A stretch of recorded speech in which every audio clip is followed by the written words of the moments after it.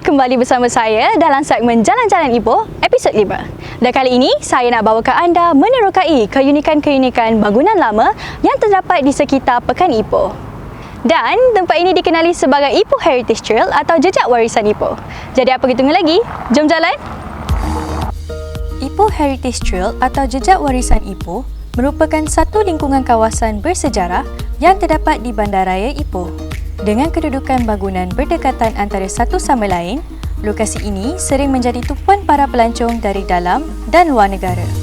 Ia ibarat jika anda berkunjung di Ipoh tanpa menyusuri Ipoh Heritage Trail, bagaikan tidak lengkap aktiviti anda sepanjang berada di sini. Dengan mengambil masa sehingga 5 jam berjalan kaki, anda boleh melihat dan menghayati elemen seni bina 45 bangunan warisan yang penuh bersejarah. Ipoh sememangnya kaya dengan kepelbagaian produk pelancongan yang merangkumi eko-pelancongan, warisan, kebudayaan dan sebagainya. Kebanyakan bangunan warisan di Pekan Lama Ipoh ini merupakan tinggalan fasad dan struktur bangunan yang mempunyai ciri-ciri rekaan seni bina yang didirikan semasa zaman pemerintahan British dahulu.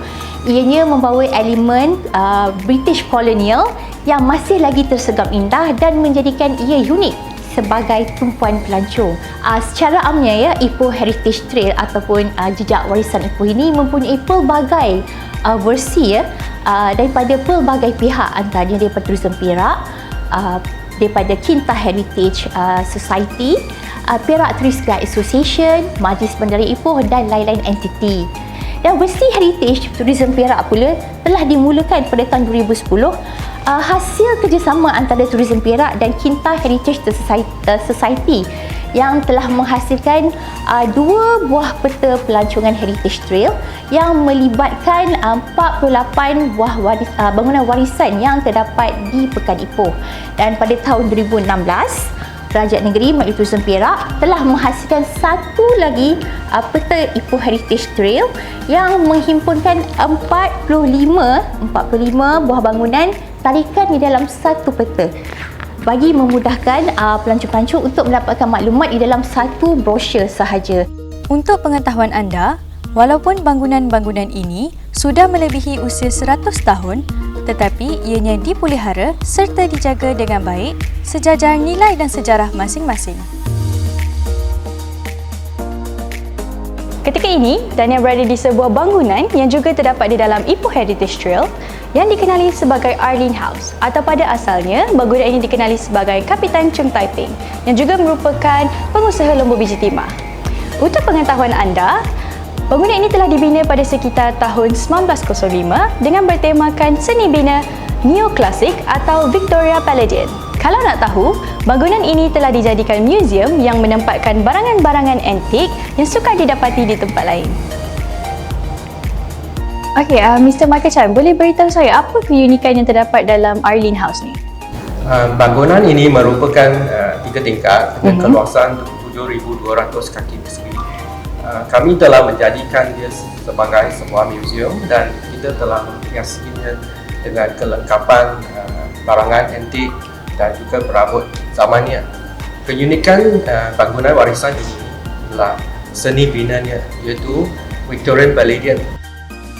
Tingkap French lower window yang Perancis, jubin Minton dari England, ventilasi udara, kelengkapan dan tangga kayu. Okay. Yang paling unik sekali ialah tangga spiral besi Walter McFarlane yang terkenal, dengan desain fleur-de-lis. Mereka bentuk bunga lili Perancis yang dibuat dan import dari Scotland, negara Scotland. Tangga seumpama ini adalah ada 2, yang satu di Perak dan satu di Kelantan, dan tangga di sini adalah yang tertinggi sekali di Malaysia. Okey, kenapa Mr. Michael nak jadikan Arlene House ini sebagai sebuah museum? Okey, kami telah menjalankan kerja-kerja pemulihan warisan selama 8 tahun sejak 2012 dan baru siap pada tahun ini 2020. Kami telah membuat penyelidikan dan menemui banyak sejarah dan warisan bangunan dan bandar kami. Dengan itu, kita nak kongsikan dengan orang ramai. Di sini kita boleh menghargai sejarah dan mengimbau kembali zaman kegemilangan Pelombongan Biji Timah masa dulu di Malaya, dan juga kenangan legasi dan sejarah kapitan yang terakhir di Perak dan Malaya dan juga Ipoh Bandar Warisan Biji Timah, dengan pameran-pameran menarik Instagramable yang telah dikurasikan dan diletak di 50 sudut dekat bangunan ini.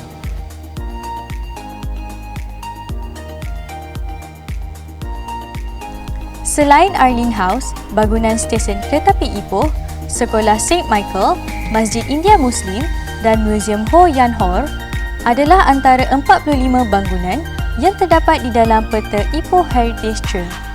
Kalau bagi I, yang menarik sini bangunan-bangunan yang unik, macam bangunan lama, unik. So we know previously it was literally nothing, and then now the fact that they actually come up with something new, they add value to the heritage of it, and sort of dia membawa aura baru kepada pembangunan Ipoh dan also local tourism. Tahu dari kawan, datang sini pun first time, so barulah dapat jalan-jalan semua kan. Ya betul. Lepas tu kita Google lah tempat-tempat yang best. Bangunan dia banyak yang macam bangunan lama-lama, so sangat unik lah. yes. Dan sesuai untuk yang suka tangkap gambar, suka OTD. Kemudian kita boleh tahu tempat yang menarik lah di Ipoh ni. Kemungkinan yang saya rasakan mungkin yang orang lain tak tahu. Okay. Even orang Ipoh pun tak tahu. So bila kita dapat jalan di Heritage Trail ni, kita akan tahulah, oh rupa-rupanya kita pun ada bangunan-bangunan sejarah yang lama.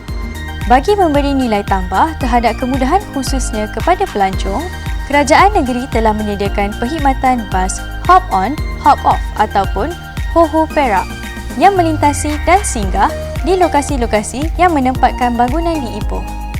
Selain itu, projek Tin Mining Heritage Trail Ipoh juga turut diperkenal dengan menawarkan perkhidmatan pemandu pelancong secara percuma kepada pelancong yang memerlukan.